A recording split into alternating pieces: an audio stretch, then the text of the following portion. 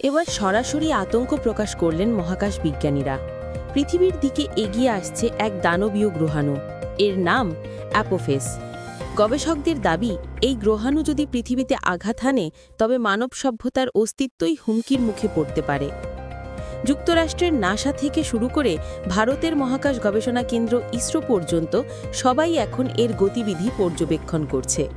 বিজ্ঞানীদের অনুমান 2029 সালের 3রা এপ্রিল অ্যাপোফিস পৃথিবীর একেবারে কাছ দিয়ে অতিক্রম করবে। এর ব্যাস প্রায় 340 থেকে 450 মিটার।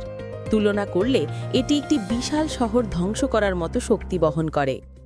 ইসরোর চেয়ারম্যান এস সোমনাথ জানিয়েছেন, পৃথিবীর সঙ্গে এমন গ্রহাণুর সংঘর্ষ ঘটলে ভয়াবহ বিপর্যয় নেমে আসবে। তাদের স্যাটেলাইট নেত্র ইতিমধ্যেই সতর্ক দৃষ্টি রাখছে এই গ্রহাণুর গতিপথে। যদিও কিছু গবেষণায় বলা হচ্ছে 2029 সালে সরাসরি ধাক্কার সম্ভাবনা কম, তবে ঝুঁকি একেবারেই উড়িয়ে দেওয়া যাচ্ছে না। আর যদি কোনোভাবে 2029 সালের ঝুঁকি এড়িয়ে যাওয়া যায়, তবে আবারও আতঙ্ক অপেক্ষা করছে 2036 সালে। এই সময় অ্যাপোফিস আরও একবার পৃথিবীর কাছাকাছি আসবে বলে ধারণা করছেন বিশেষজ্ঞরা। এখন প্রশ্ন হল, মানব সভ্যতা কি আসন্ন এই মহাজাগতিক বিপর্যয়ের জন্য প্রস্তুত? উত্তর জানার অপেক্ষায় তাকিয়ে আছে পুরো বিশ্ব।